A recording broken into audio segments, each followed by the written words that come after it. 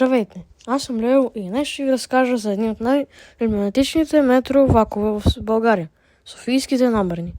Те са първите серийни метровлакове, с които започва историята на софийското метро. Произведени са още през 1989 и 1990 година, а някои от тях все още продължават да се движат и днес. Но защо се наричат номерни? Кога са пристигнали в България? Как работят? Защо идват онзи характерен звук при потегляне и какво се случва с тях след повече от 30 години експлоатация? Това и други факти ще разберем сега. И ви пожелавам приятно гледане. Номер 1. Какво означава номерной? Първо, всъщност номерной означава популярно название на съветското семейство метровагони 81717 и 81714. През софийските влакове обозначенията са 81717.4 и 81714.4. 81717.4 е челният вагон. Той има кабина за машиниста.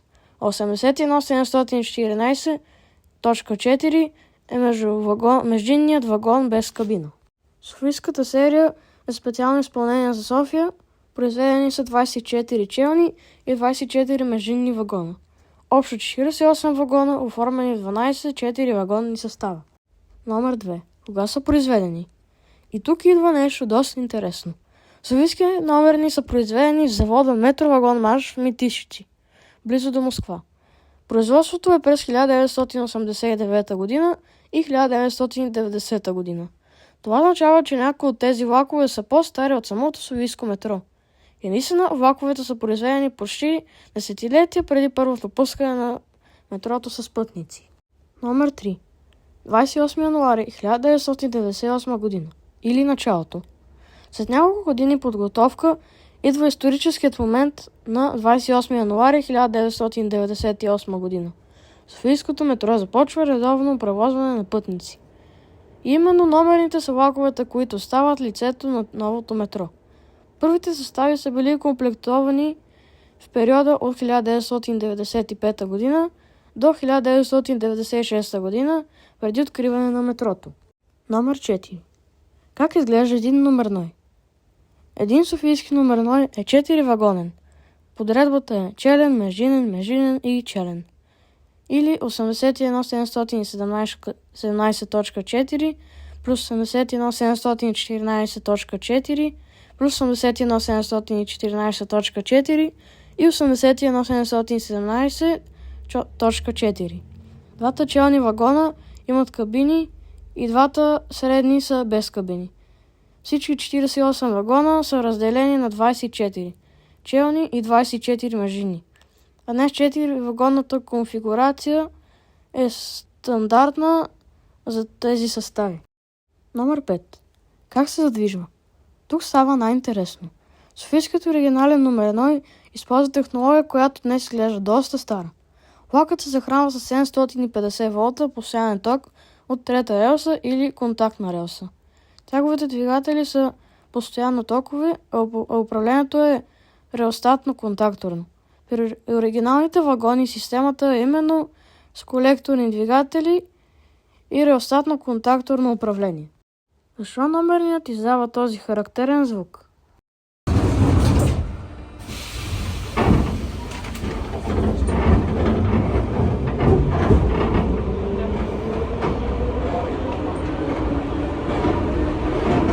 Този звук е една от най-характерните особености на влака. Причината е реостатно-контакторното управление. При потегляне се използват съпротивления, които постепенно се изключват чрез контактори.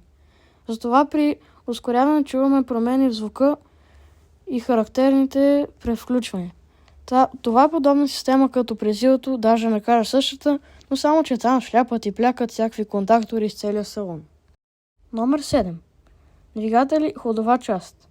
Номерният има много сериозна тяга за метровлак от своето поколение. Вагоните са моторни, а конструкцията използва две талиги на вагон. Това означава, че влакът има много добро сцепление с релсите, нещо особено важно за метро, където влакът постоянно ускорява и спира. При семейство 81717 714, тяговото оборудване е разпределено така, че и челните и междинните вагони са моторни. Номер 8. Вратите. Всеки вагон има по 4 врати от всяка страна, т.е. 8 врати на вагон. При 4 вагона влак това прави общо 32 врати. Това позволява на огромен брой хора да се качват и слизат сравнително бързо. Размерите на софийския вагон са приблизително 19,2 метра дължина, 2,67 метра ширина и 3,65 метра височина. Номер 9. Как изглежда салонът? Ако сравним оригиналния номерной със съвременните влакове, разликата е огромна. Салонът е много по-семпъл. Имаме на дължини седалки, обикновени дръжки, пластмасови облицовки и класическо осветление. Няма огромна информация, екрани, както в съвременните влакове тип Шкода 21 MT. Това е напълно логично, конструкцията все пак е от края на 80-те години. Номер 10. Има ли климатик? Една от големите разлики за съвременните влакове е климатизацията. Оригиналът номерен няма съвременна климатична система, както при по-новите влакове. Вентилацията е значително по-проста, като е с вентилационни дупки, така да ги наречем, които се намират на тавана. Това е една от причините старите влакове да са малко по-комфортни през горещите летни дни. Номер 11. Какви са номерата на вагоните? Това е много интересно, ако снимаш метро. Ако искате да разпознавате отделните вагони, има един лесен начин. Челните вагони са с номера от 10.1 до 10.24. Междинните са от 50.01 до 50.24. Тези диапазони са потвърдени и в техническите данни на Софийската серия. Номер 12. А как се обозначават самите влакове? Освен номера на вагоните, всеки състав има и собствено обозначение от А1 до А12. Тоест София първоначално получава 12 такива състава. Софийските състави са именно от А1 до А12. Но вече са останали само 4, защото през 2020 година 8 са заминали на модернизация обратно в Метисичи, а другите 4 са останали, понеже през тази година е имало други събития, които са възпрепятствали този процес. Номер 13. Как са изглеждали първоначално? Може би не всички знаят, че номерните не винаги се изглеждат така, както си ги помним от по-новите години. Първоначално окраската им е била различна, основно в синята гама. По-късно всички състави постепенно получават сивата окраска с цветни елементи, например синьо, червено или зелено с една жълта дълга линия. Историята на окраската включва и интересен епизод през 2009 година. Състав А6 е превъдисан сребристо-сиво заради снимките на филма Кодът, а по-късно подобна окраска е приложена и към останалите влакове. Номер 14. Защо са били модернизирани? След повече от 20 години експлоатация, номерите вече са доста остарели. И също друга причина е, че на станция Софийски университет Свети Климент Охридски още случаят известен като ухапване от комар, тук основателят на влак А2 се чупи следствие на недобре ремонтирана контактна релса от работниците на станция Софийски университет Свети Климент Охридски. Вместо да закупуват нови влакове, които биха били много по-скъпи, от Метрополитен преценяват да ги изпратят на модернизация, подобна в Будапеща и Прага. Те отиват пак в Метисичи. През 2018 година е започната процедурата, вече са изпратени първите 3 влака и през 2020 са върнати. Първоначално проектът е бил за всички номернои, но пак ги казвам, че имало събития, които са възпрепятствали този процес да се случи. Номер 15. Какво се променя след модернизацията? Модернизираният номерен вече е почти различен влак отвътре. Сменя се тяговата система, електрониката, кабината, салонът и много от системите за управление. Модернизираните вагони получават асинхронно тягови двигатели, ново тягово оборудване и нова кабина, както вече казах. И така се появява обозначението 81717.4К и съответно 81714.4К. Номер 16. Но защо не всички са модернизирани? Първоначалната идеята е всичките 12 състава да бъдат модернизирани. В крайна сметка са модернизирани 8 състава, 4 остават в оригинален вид. Достъпните данни посочват, че 8 от 12-те състава са модернизирани от периода 2019-2022 година, а 4 остават немодернизирани, както вече казах малко по-рано. Номер 17. Кои остават оригинални? Тук може да направим специална част за феновете. Ако искате да опадате на истински оригинален номерен, търсете съставите A3, A4, A5 и A12. Точно сега, когато се записва това видео, A3 и A4 не са в редовна експлоатация поради ремонт на двигатели, но скоро ще се върнат. Те са сред последните запазени оригинални софийски номерни.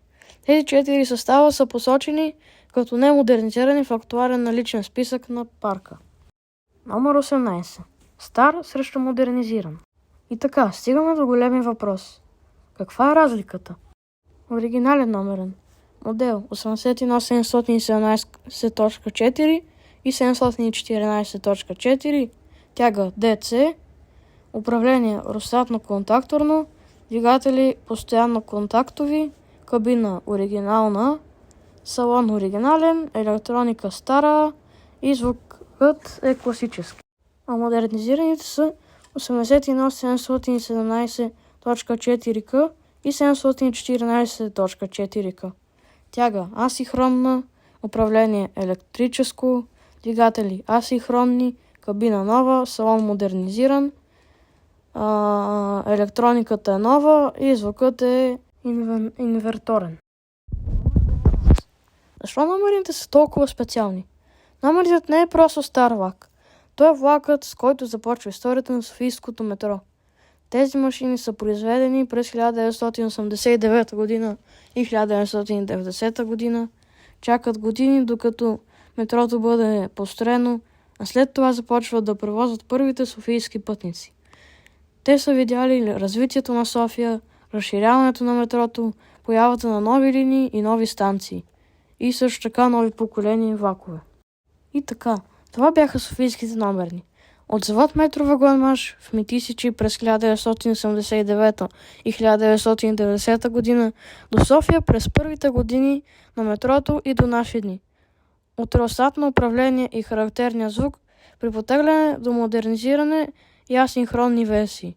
Ако видеото ви е харесало, не забравяйте да ударите един лайк, да се абонирате за канала и да напишете лайк в коментарите. А на вас кой ви любимия влак? Номерной, Русич, Сименс Инспиро или Шкода? Напишете в коментарите. Благодаря ви.